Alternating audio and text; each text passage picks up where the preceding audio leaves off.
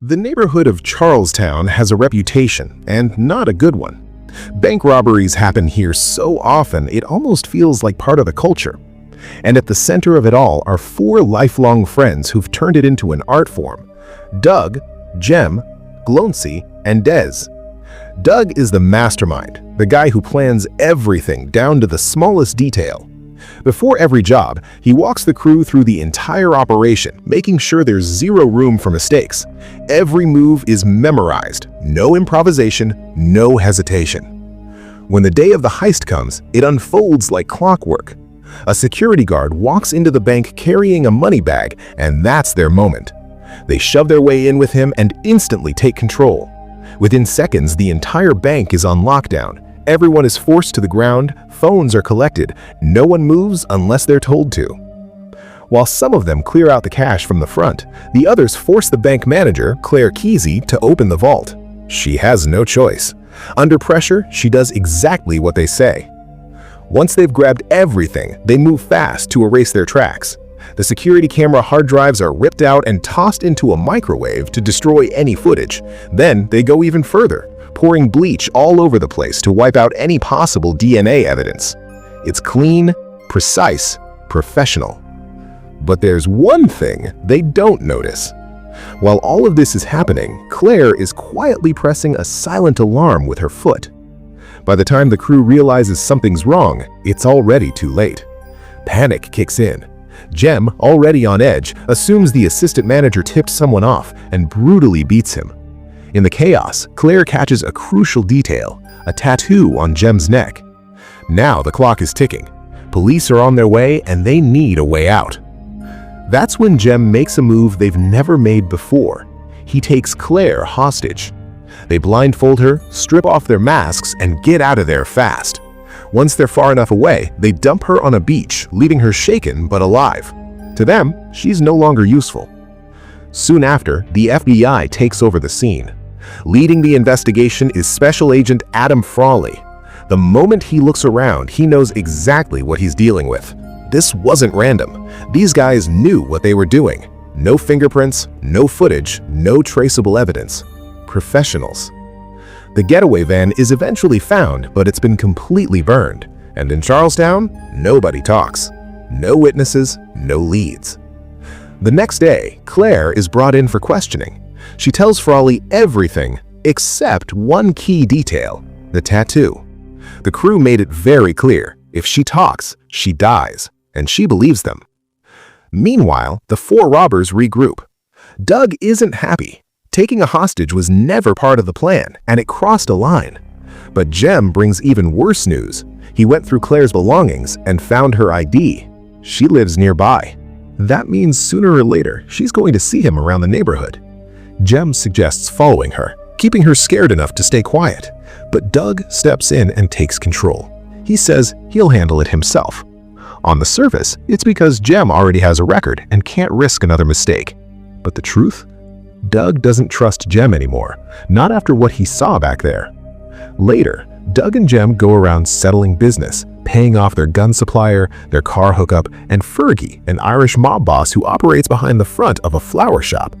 That night, they blow off steam the only way they know how: drinking, gambling, drugs, and call girls, living fast like nothing can touch them. But while Doug is trying to go straight, the ghost of his past is always lurking. He knows that every second he spends with Claire, he's gambling with his life and hers. One slip up, one recognized face, and the life he's building will come crashing down. The next day, Doug gets back to what really matters. He starts following Claire.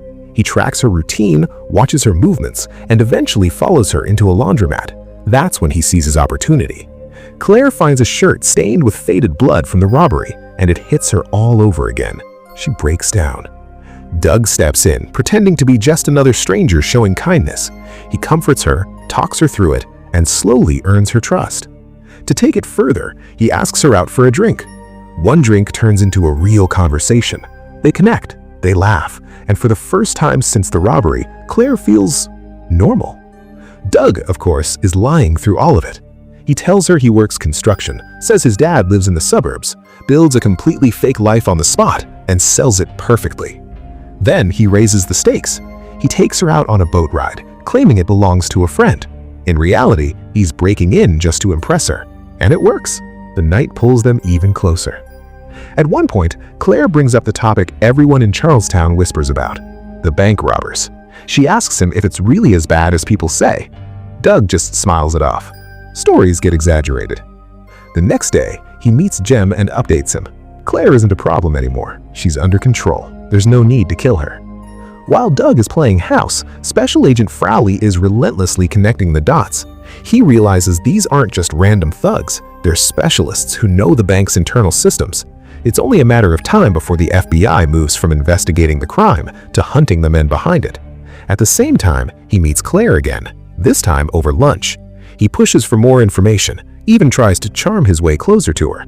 But Claire casually shuts it down, mentioning she's already seeing someone. That someone is Doug. Their relationship deepens, but Doug keeps it completely hidden from his crew. The more time they spend together, the more personal things get. Claire opens up first. She admits she's been cooperating with the FBI.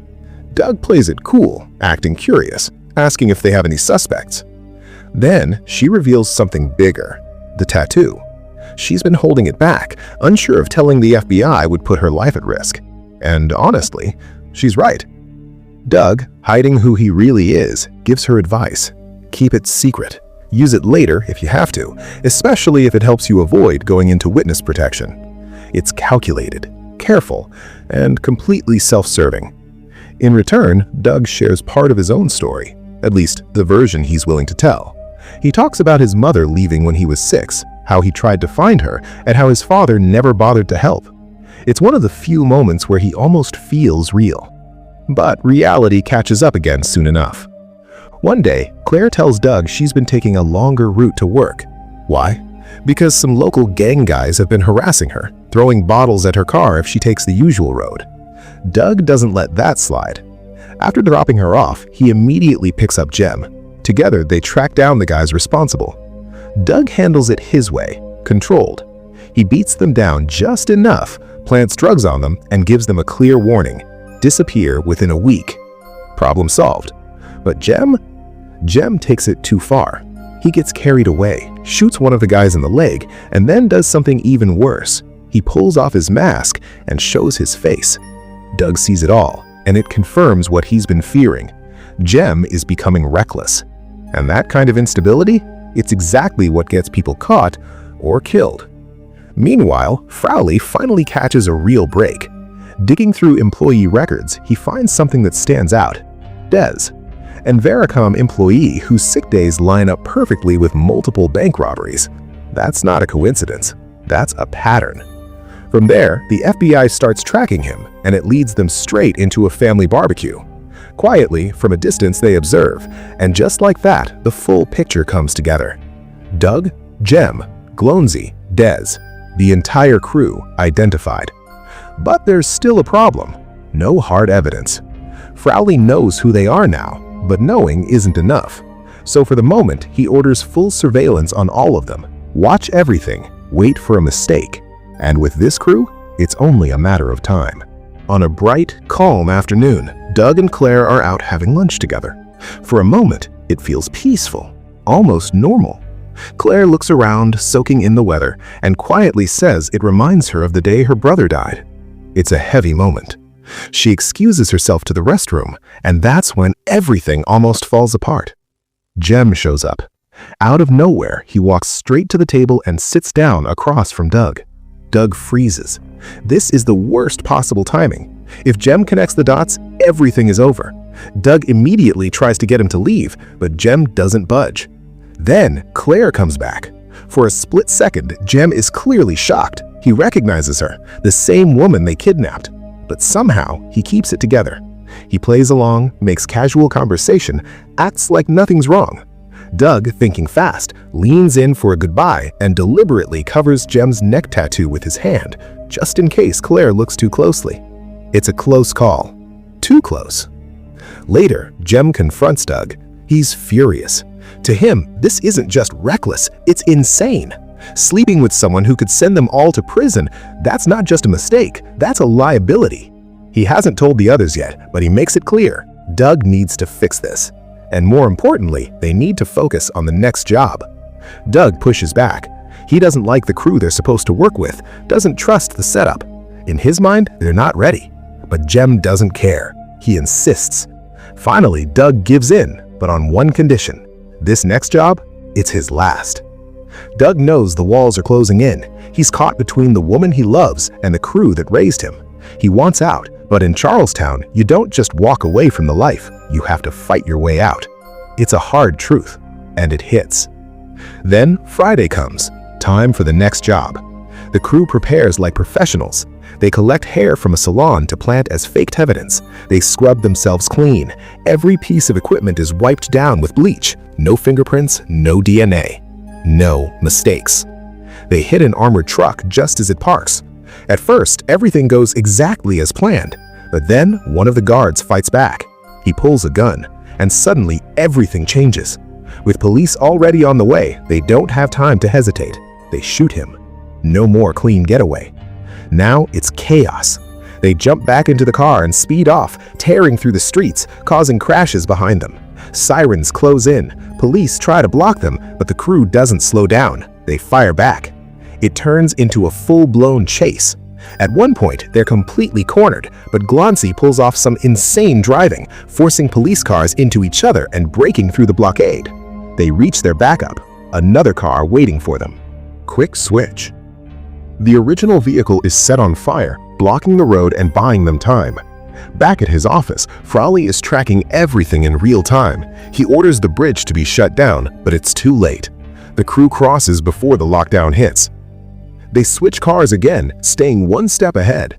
And just when it seems like they might finally be caught, a random officer spots them. He sees everything. And then, he looks away, chooses not to act.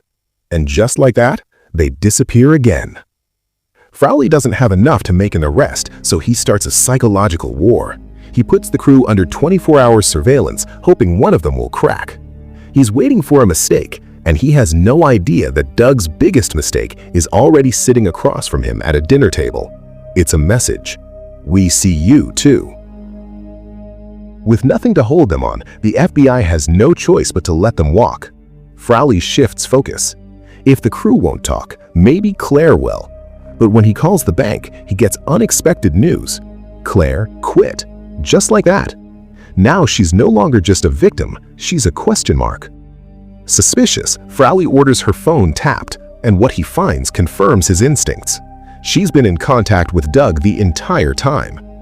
Meanwhile, Doug meets Claire again, this time with a gift, a diamond necklace. It's not just romantic, it's a move. While they're together, Doug makes a bold suggestion: leave, go away with him, start fresh somewhere else. And surprisingly, Claire says yes. For a moment, it feels like an escape is actually possible, but that illusion doesn't last long. After their date, Claire gets a visit: Frawley. He steps inside, immediately noticing the necklace around her neck. Then he lays everything out. No games, no half-truths. He shows her Doug's file, tells her exactly who he is. The man she's been falling for? He's one of them. At the same time, Doug is dealing with his own problems. Jem brings him a new job, something lined up through Fergie, but Doug shuts it down. He's done. No more jobs, no more risks. That decision doesn't sit well with Jem. In fact, it sets him off. Jem accuses Doug of walking away from everything, including Chris and her baby. But Doug fires back, reminding him of the truth. No one even knows who the father is. And while he's grateful Jem's family took him in growing up, that doesn't mean they were ever some perfect family. That illusion? It was never real. Jem pushes harder, bringing up the past, how he killed a man for Doug, how he spent 9 years in prison for it.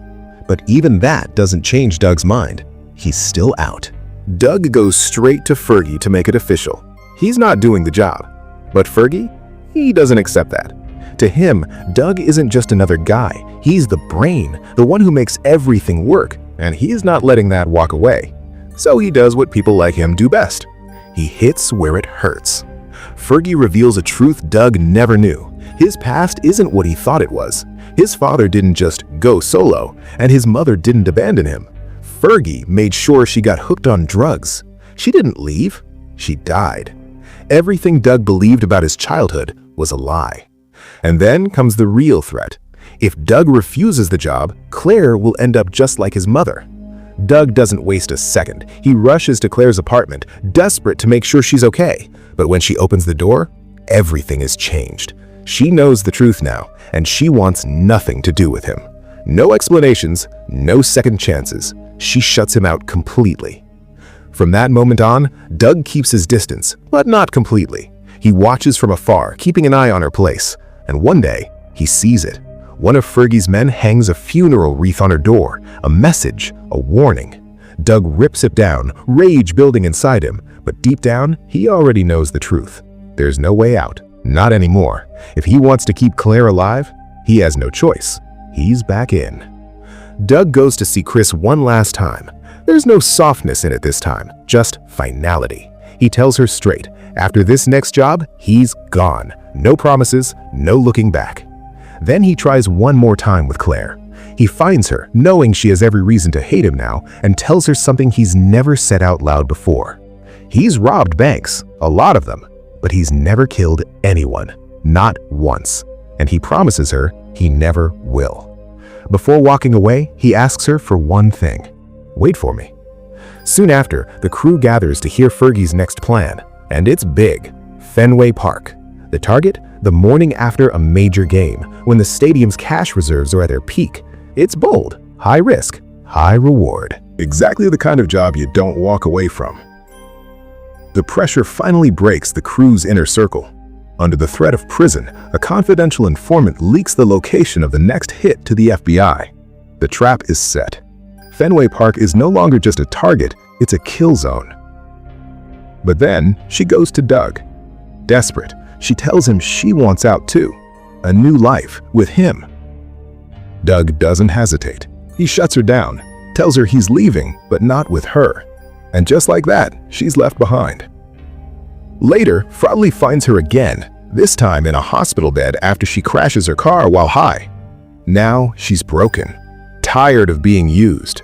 Frawley offers her something real, protection for her and her child. In exchange, information. This time, she gives it. Fenway Park. The heist is already in motion.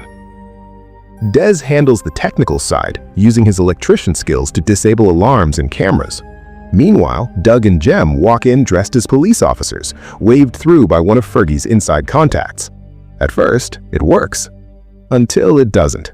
They run into employees and guards, and the act starts to crack. Suspicion rises. And just like that, the masks come off, figuratively and literally. Guns out, everyone on the ground. They tie them up and move fast. Inside the cash room, they force the employees to open up, but not just with threats inside the building. They go further. They claim there are men outside their homes, ready to kill their families if they try anything. It's brutal, and it works. The doors open, they load up as much cash as they can carry. Outside, Glonsey and Dez are waiting with an ambulance. But the FBI is already closing in. As agents start to move in quietly, Jem spots them, and he doesn't hesitate. He opens fire. What follows is chaos. A full-blown shootout erupts between the crew and the FBI, bullets flying everywhere. Glonsey gets hit, but his vest saves him. Barely. While the others hold off the agents, Dez slips away, circles back, and opens a path, helping them push through the blockade. For a moment, it looks like they might actually make it out. Then, Doug makes a call. He turns to Dez and tells him the truth. He's the only one without a record. If he walks out now, surrenders, he might only do 7 years. And none of them would blame him. But Dez doesn't see it that way. To him, it's not an opportunity, it's an insult. He snaps back, cursing Doug, and chooses to stay. That decision costs him. The FBI throws stun grenades inside. Everything goes white. Sound disappears. Disoriented, the crew can barely react as agents storm in. And the second Dez stands up, he's shot. Just like that. He's gone. With the situation collapsing, Glonsey comes up with a desperate plan. He'll drive out first, draw all the attention, all the fire, a distraction. Meanwhile, Doug and Jem will switch back into their police uniforms and walk straight out the front door. Because in the middle of all this chaos, no one is looking for cops. Doug hesitates. Sending Glancy out there alone, into that chaos, it doesn't sit right with him. But Glancy stays confident, calm. He tells Doug he's got this. He's a great driver, he knows how to get out. So the plan moves forward. The ambulance pulls out. For a moment, it actually works. It rolls down the street, slipping past the immediate danger. The FBI opens fire aiming for the tires, but they can't stop it. Then everything changes in a single second. A sniper takes the shot. Clean, precise. Glancy is hit in the head, and just like that, he's gone. While the FBI rushes toward the ambulance, assuming all the robbers are inside, Doug and Jem execute their part of the plan. They change back into their police uniforms, and just like that, they blend in, walking calmly, acting natural, disappearing in plain sight among real officers. For a moment, it works perfectly, but not for long. Inside, the employees they tied up are found, and they tell the FBI the truth. The robbers were dressed as cops. Frawley hears that and instantly switches gears. Now he's not looking for criminals, he's looking for cops who don't belong. Scanning the scene, something catches his eye. Jem, walking too fast, carrying a heavy bag. Frawley follows him into a parking lot, and the moment he calls out his name, everything explodes. Jem turns and opens fire. Within seconds, he's surrounded. Bullets fly, chaos returns. Across the street, Doug watches it all unfold, helpless. Frawley manages to hit Jem in the leg. Injured, Jem stumbles behind a mailbox for cover, but then he realizes something. He's out of bullets, and there's no way out. Not this time. Jem makes his choice. He steps out, guns in hand, forcing the agents to open fire. He'd rather die than go back to prison. And just like that, he's gone too. Doug doesn't waste a moment. While everyone is distracted, he moves fast, steals a police car, and gets out of there. But he's not done yet. Not even close. He drives straight to Fergie's flower shop. No hesitation, no words. He walks in and kills Fergie and his thug. This time, Doug came prepared, wearing a bulletproof vest, making sure nothing could stop him. It's clean. Final. After that, Doug retrieves some hidden cash and makes one last call. Claire answers, but she's not alone. The FBI is with her, listening to every word. She tries to play it off, tells Doug to come over, says she's alone. But Doug already knows the truth. He's watching the building from across the street. Still, he agrees. He tells her to meet him at the back door in an hour. When they speak again, Doug apologizes one last time, and Claire responds with something subtle. Sunny days. It sounds normal, but it's not. It's a warning, a signal to Doug that this is a setup, and he understands completely. But he plays along anyway. While the FBI waits inside expecting Doug to walk into their trap, he never shows. Instead, he moves quietly. He hides money in Claire's garden, leaves a note on Frawley's car, mocking him, and then he disappears. Doug leaves the city by train, dressed in an MBTA uniform, blending in just like before. Gone. Frawley sensed something was off. Claire's sunny days line didn't feel right, but it's too vague, too subtle, not enough to charge her with anything. She walks free.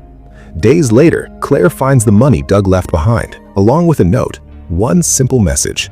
Maybe someday they'll see each other again.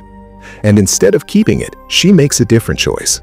She donates the money to rebuild the local ice hockey arena, the same place where Doug once played as a kid.